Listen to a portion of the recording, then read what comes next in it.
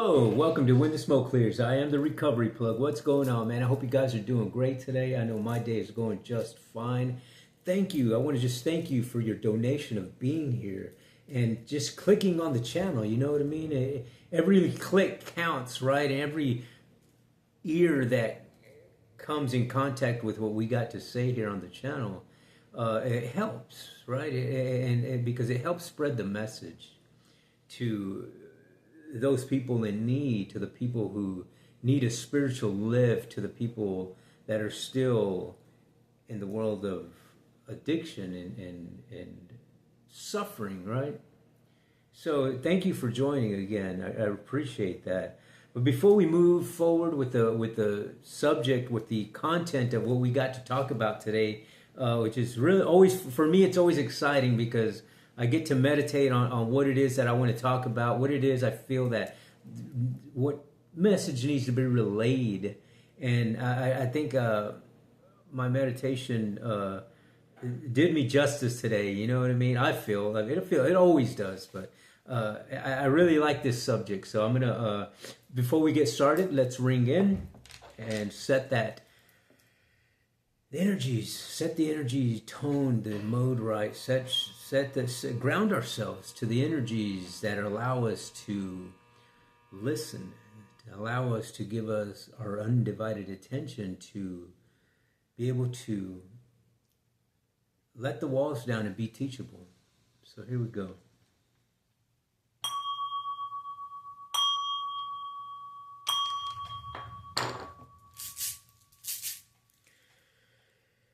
Nam myoho renge kyo, nam myoho renge kyo, nam myoho renge kyo. Eternal Buddha Shakyamuni, please guide us. Energies of the world, energies of the universe, please guide us. All sentient beings that are connected to us here today, guide us. Allow us to relay a message that is teachable, that is of good nature, that is of love and compassion and mindfulness. Thank you. Alrighty, man. So now that we got now that we're grounded down and ready to rock and roll here, man,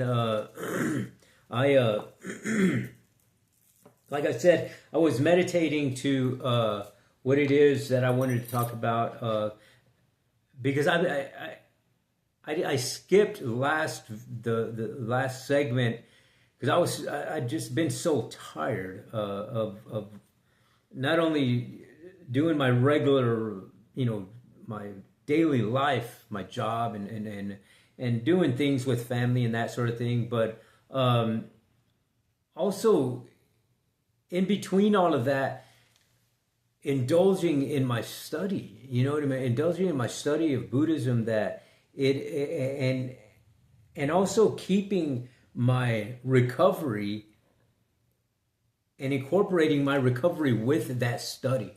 You know what I'm saying? Because that's what, for me, in my life, that is what keeps my recovery alive, I guess. I guess I could say that. But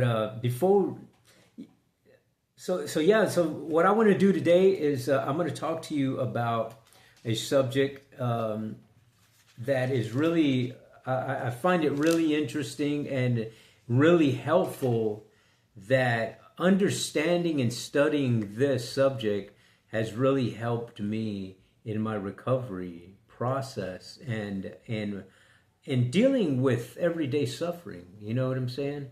So before we get started, let me get these things on because I can't read anything without them.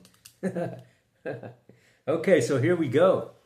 So the subject of today, the message that we're relaying today, is the message that's coming from, in the Buddhist practice, the 6 perfections. And it's a really beautiful subject to me because it the six perfections is something that you're doing, and that's taking effect. The actions that you're doing in your daily life are affecting these six perfections, and whether you know it or not, you're living your life with these six perfections. Okay, and I like the study and practice of it because it allows you to sharpen those six perfections. Well, it's good because you can go through your life with these six perfections, and man, is it going to be a struggle if you're not perfecting the perfection. You know what I'm saying? And so without any further ado, the perfections are generosity, it's ethical principle or ethical discipline, and third one is patience. Fourth one is enthusiastic effort, and concentration and wisdom. Now, these are sometimes worded a little differently in different sects of Buddhism, but nonetheless, the meaning is the same. You know what I'm saying? So, what I want to do is we're going to start with, I want to talk to you about generosity. That's the one that we're going to focus on this segment today. And which is the first one. You know what I mean? It's the first one, and it is a profound subject that I believe is key to a beautiful bodhisattva practice, or practice of spiritual and non-spiritual things. It could be, I like to always use recovery as my go-to examples. And in recovery, generosity is a big part of recovery. So what I want to do is get moving with this, and we're going to take, what I'm going to do is I'm taking some of the things that I'm going to tell you from two texts that I'm going to use today. And the first one is going to be the Six Perfections. It's a commentary by Geshe Sonman Rinpoche, translated and edited by Ruth Soneman, and it is the Six Perfections, which is this book right here.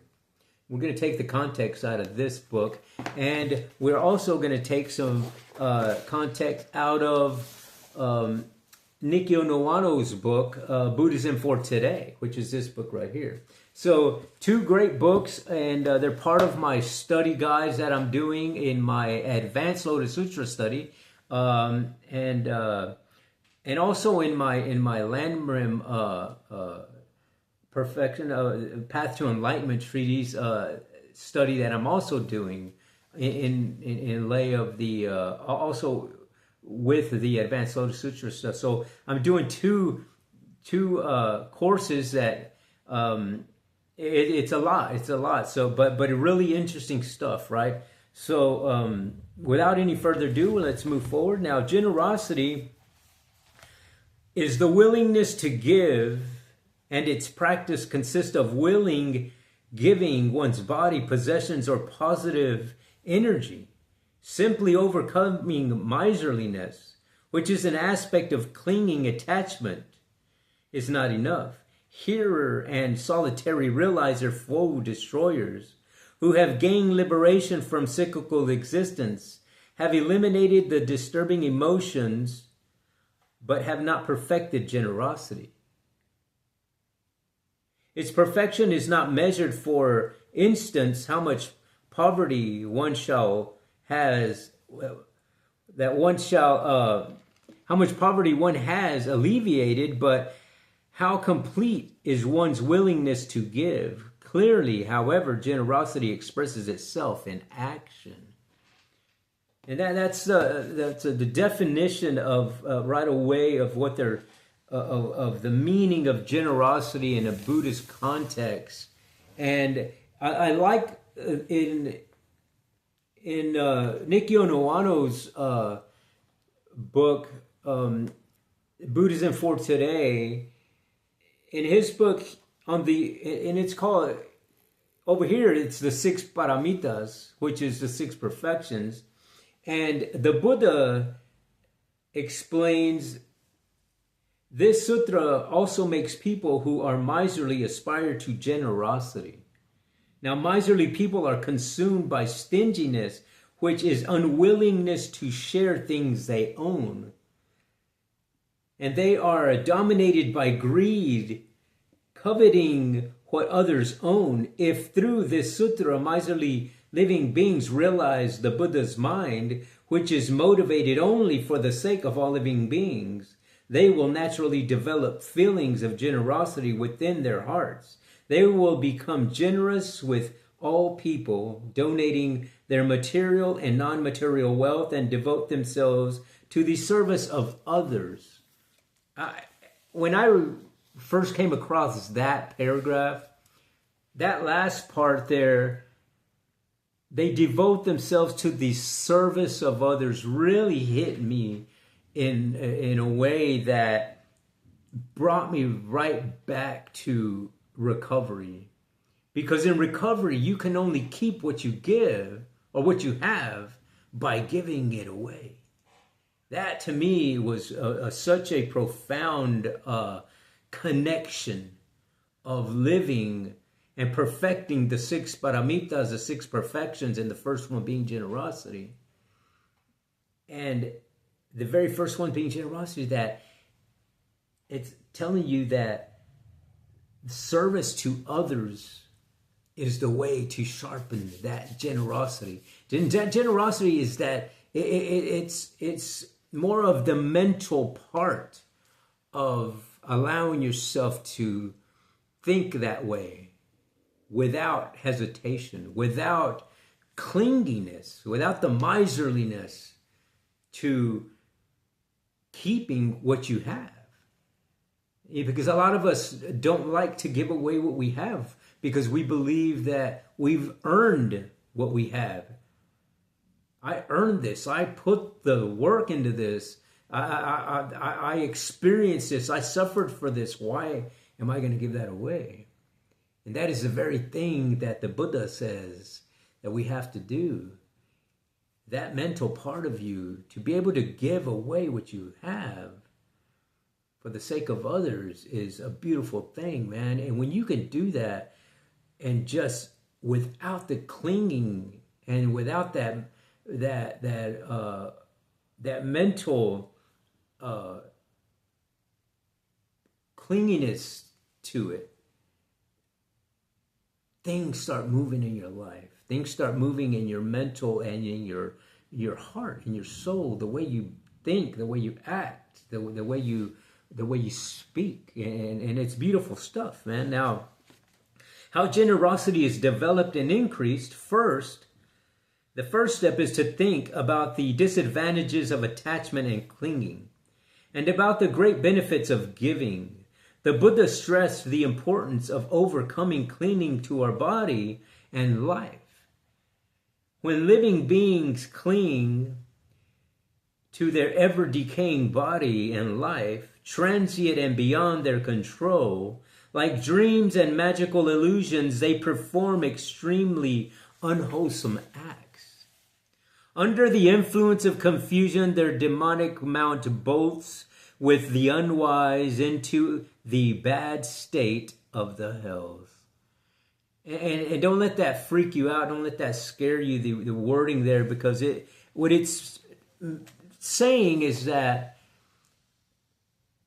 when you're clinging to the things of body and self, of life,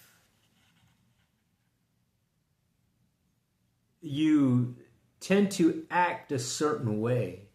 You know what I'm saying? When you have things, we'll use this as an example. and somebody takes that from you, you react in a certain way. You're mentally angry, right? You start planning to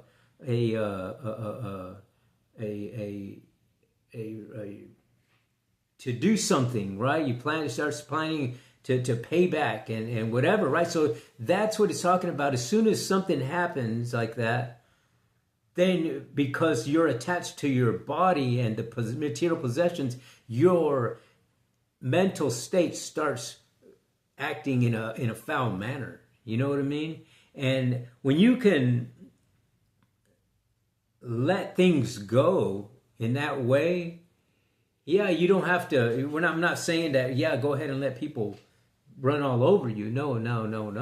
What we're talking about here is living your life in a certain way so you don't get yourself into those situations.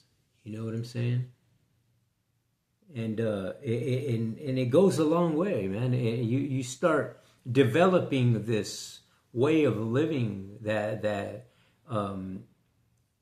starts domino affecting into the rest of the perfections. You know what I'm saying? So again, the bodhisattvas practice generosity and other perfections with 6 kinds of excellence. They maintain the excellent motivation to attain enlightenment for the sake of all living beings. They incorporate as many excellent features into their acts of generosity as they can, and though they give only what is appropriate in a particular situation, they cultivate readiness to give everything, body, possession, and positive energy. That one right there, where it says they give in appropriate and in particular situations, practicing generosity in that way will sharpen the way you think about things and how you're living your generosity type of mentality of life, the actions to that, because you can see somebody who's addicted, and if I'm going to be generous and say, here's some money so you can not suffer and go get you some more, that type of generosity, you're causing more suffering. You know what I'm saying? In other words, I should, in turn, instead of just doing something like that, I could offer them a chance to go to a retreat center, perhaps, a chance to perhaps read some literature, offer them a book of some sort, or if you have the means, offer them to get to treatment center. You know what I'm saying? It's a different type of generosity. Instead of saying, here, I'm doing good by giving this person money, but you know what he's going to go do with the money. You know what I'm saying? That's where the appropriate in a particular situation type, that's what I mean by that. Now, they practice as many forms of giving as possible, such as giving not only things but instruction and protection to perfect their generosity and make it complete. I like that, you know what I mean? Because your generosity doesn't mean that you're just giving away your material stuff. It's more of giving away wisdom that you have attained through the process of practice, right? For me, deep being here, giving you these things that I've learned is my generosity. You know what I'm saying? You can look at it like that. And generosity comes in many ways, in many different forms, and can be attained and given away at any point in time. You know what I'm saying? Now, the more that you practice, polishing up the perfections, the easier it is for you to see those things and see where your generosity needs to be placed in your life. You know what I'm saying? Because when you start polishing that part of your mental thought process up, it starts allowing you to see things in a different light. You know what I'm saying? and it goes a long way to share your generosity to the person that needs it, and to those ears who need to hear it. You know what I'm saying? Now, their excellent aim is to bring living beings temporary and ultimate happiness. They employ the excellent, skillful means of conceptual or non-conceptual understanding, and nothing has inert existence. They make an excellent dedication for the benefit of all living beings and practice excellent purification, and everything they do is intended to eliminate obstruction formed by distributing emotions which prevent liberation and the obstructions which prevent knowledge of all phenomena. Even if we are not already bodhisattvas, we can begin to emulate them.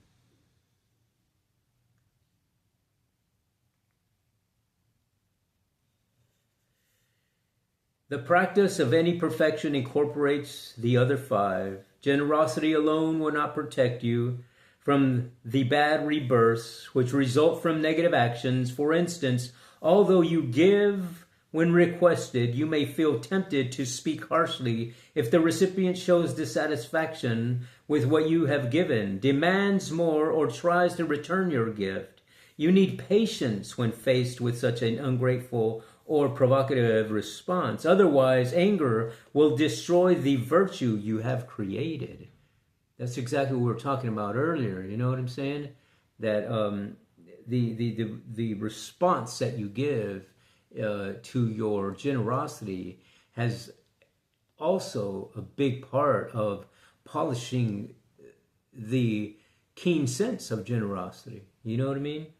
Now, don't lazily put off generous actions, but enthusiastically seize opportunity that presents itself. Appreciating the benefits of giving and the drawbacks of miserliness, concentrate fully on the generous actions you are performing. Your practice of generosity must be wise.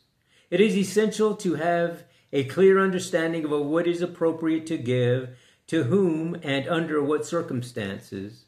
Also remember that the giver, the gift, and the recipient are dependent on one another and lack intrinsic existence. Even giving a handful of food while remembering these principles becomes an excellent practice. Now, giving without humiliating the recipient of your generosity, without condescensions of competitiveness or pride in giving more lavishly than others, or in bestowing more effective protection. The conceit of thinking, for instance, that one gives the best teachings, uses the most eloquent language to communicate them, or has the deepest grasp of meaning, spoils one's generosity, as do thoughts of greatness and fame one hopes to achieve. Showing disdain for the miserly when one is generous may anger them and lead them to their bad rebirth. So we got really, it's really paying attention to detail, in a sense, to me, and because there's an effect, a cause and effect to your generosity, and to be able to be aware of what the effect is going to be by your causality is it's really a big thing. You know what I'm saying? Now, you know, in compendium of training, Shantidevas mentions 4 additional factors which apply to the practice of all perfections. Giving is the first factor and refers to willingness. For example, to give your body or physical energy. Protecting is the second factor and involves not sacrificing your body until the time to give it has really come. You know, those two, the first one there, giving, or the first factor refers to willingness, and then for example, to give your body or physical energy, and then the second involves to give your to protect is the second factor and involves not sacrificing your body until the time to give has really come. So that again is your polishing that keen sense of generosity to say, okay, now I'm not wasting my generosity here. You know, you really have to pick and choose, I believe. This is just my personal opinion, that to give the generosity so that it's not wasted. You know what I'm saying? Because believe it or not, your generosity is a scarcity thing. It's rare. And believe that, because it's as rare as your life. It's as rare as the body that is yours in this world, because it only lasts a little while. You know what I'm saying? So why not use it in a beautiful way? And so anyway, now you should only give your body when you can do it as easily as you would give someone a vegetable. When vegetables are scarce, as they are sometimes during the monsoon season in India, you may feel reluctant to part even with them. And that is, like I said, that is something that you have to work on. And that just comes with time and putting in the practice, right? Now, the third factor is to keep your generous actions pure from the polluting presence of disturbing emotions. The final factor is to ensure increase to is. Let me read that one more time. The third factor is to keep your generous action pure from the polluting presence of disturbing emotions. The final factor is to ensure increase. This could be taken to mean by using your present body and mind well and generously, you ensure good future rebirths, in which you will enjoy a long life and attractive appearance, good status, wealth, power, credible speech, and strong body and mind. And those are the words of Santideva in his some of his literature. So very wise sages, right? And really really wise things that they say that are adopted in the Hindu and Buddhist communities. You know what I'm saying? So really good stuff. Now, let me see. Now, the same four factors apply to giving possessions, which should not be squandered but safeguarded until you have the opportunity to give them to those with great qualities, those who have developed and been kind to you, or those who are suffering and in need. Purity in the context signifies that what is given should not have been acquired by wrong means, such as by deceit or extortion. Increase occurs because the more you give, the more resources will come your way. It's a beautiful thing, and that to me is in all spirituality. I believe they talk about that, and giving silver in hopes of receiving gold, thinking of future riches one material generosity may bring, hoping to become a great scholar because one gives teachings, or to be powerful because one gives protection, turns one's generosity into a business venture. In this yogic deeds of bodhisattvas, Iadedeus says, when one thinks that by giving gifts now, there will be a great result, receiving and giving are like trade for profit, which will be criticized. That's a big thing, I believe. And that's, again, it goes back to the polishing those 6 paramitas so that you're not doing this for the benefit of you, but for the benefit of all sentient beings. That's the Bodhisattva way, right? So it's really a lot of stuff that's covered in this first part, in the first part of the book that speaks about generosity. We're not going to go through the whole thing because it would take a while, but I'm just bringing out a few things that I thought would be a good to talk about. Now, there is no need to give if the request is made to test or exploit you. If it is made by someone insane, if you are asked for profound or secret teachings by someone who is not ready for them, or if you sense that the other person simply intends to use the information for commercial purposes or personal fame, nor should you agree to request if you suspect that there is trickery involved. For instance, someone may ask for a statue, claiming that they are doing practices connected with the deity it represents, and that they wish to make prostrations and offerings to it, but you may suspect that they actually intend to sell it, both in real life and in imagination. Generosity requires the exercise of wisdom and intelligence, without which we may do more harm than good. In his summary of the stages of the path, Songpa says of generosity, giving is a wish-granting jewel, fulfilling the hopes of living beings, the best weapon with which to cut the knot of miserliness. A bodhisattva's action, which gives rise to indomitable courage and spreads one's fame in the 10 directions. Knowing this, the wise follow the good path of completely giving body, possessions, and virtue. Now, those are just some of the good parts of explaining and understanding and giving you a pathway to understanding and knowing what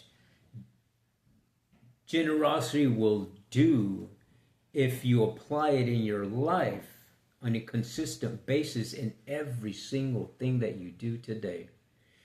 You know what I mean? Generosity comes from attaining wisdom. Wisdom comes from attaining the practice and studying the practice. You can't have the wisdom to give the generosity if you don't practice and if you don't study. You know what I mean? And that's why it's such a rarity, such a scarce rarity in your spiritual path, because a lot of us, for the majority of people that live in the world today, don't apply this in their life. You know what I mean? They apply it in sporadic times. They don't practice and they don't study the text that's there, that's giving you these instructions of how to live a life of generosity, how to live a life of thinking in a different way, how to live a life of helping others. Very hard thing to do. And I love it because it's one of the things in recovery that we practice, is by helping the addict who still suffers. You know what I'm saying? And because you do that, the more you do it, the more blissful you become, the more the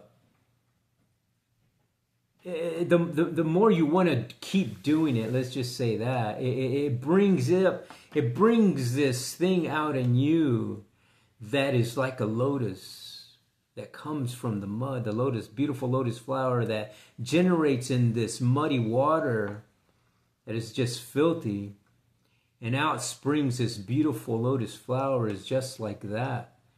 It's just the same thing as you sharing and giving that generosity to the people who are in the muddy water.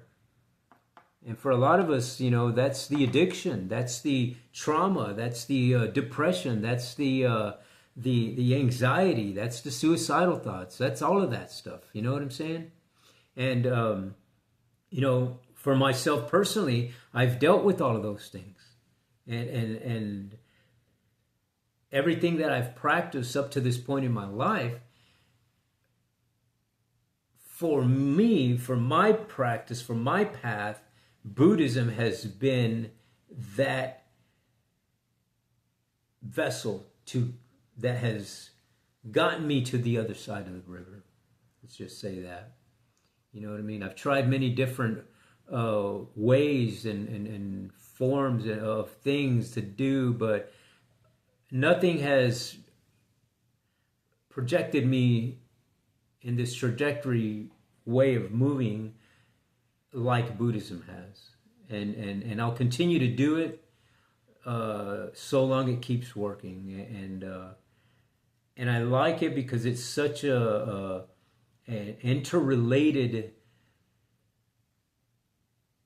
practice into any spiritual practice that you're doing, or culturally practices that you do. You know what I'm saying? It correlates and vibes well with them all. I have not yet studied anything that has not brought me back to the concepts of Buddhism, the studies, the sutras of Buddhism, and it's really beautiful stuff, man. Now, let me, I want to just, before we move out here, I want to just pick something here. We're just going to randomly pick it here.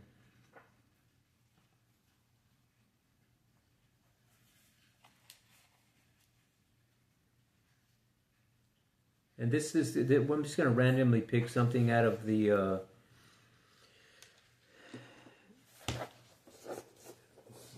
Tao, the Tao Te Ching Lao Tzu's. If I understood only one thing, I would want to use it to follow the Tao.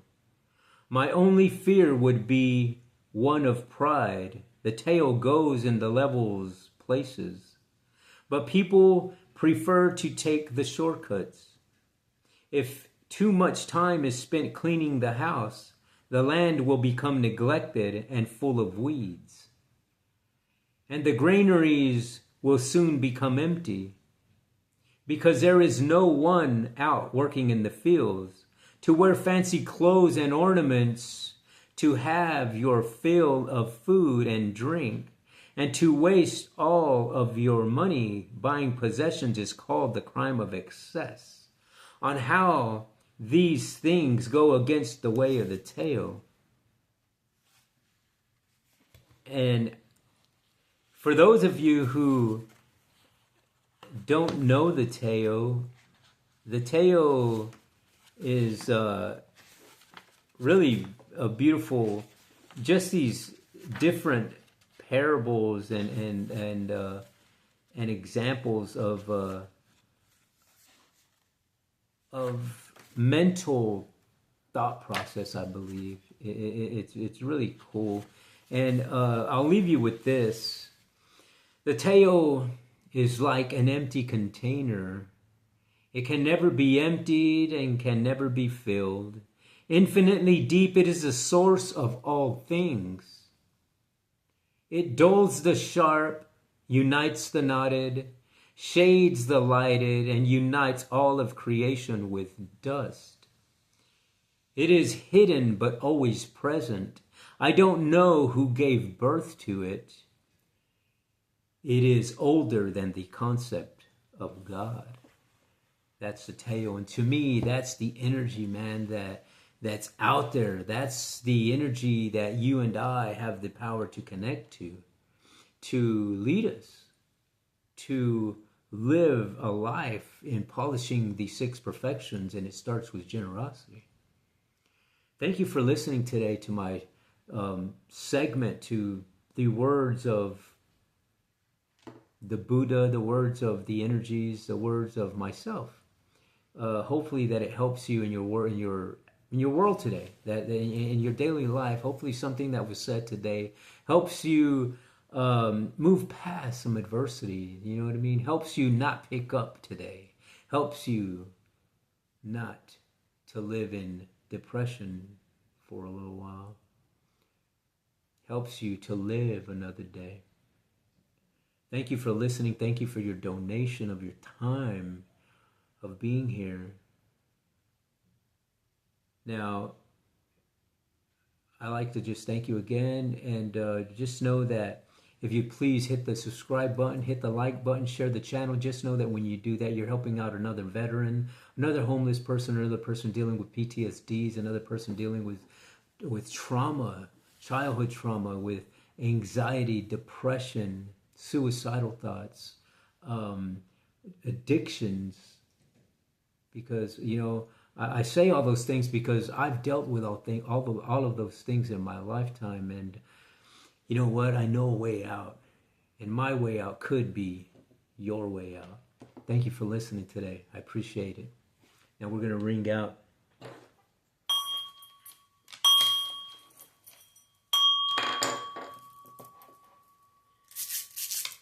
Nam-myoho Renge Kyo, Nam-myoho Renge Kyo, Nam-myoho Renge Kyo. Eternal Buddha, Shakyamuni, thank you for guiding us, all sentient beings connected to this podcast, this energy. Thank you for guiding us all. You all have a good day. Thank you. There we go. Till the next time on When the Smoke Clears, I am the Recovery Plug.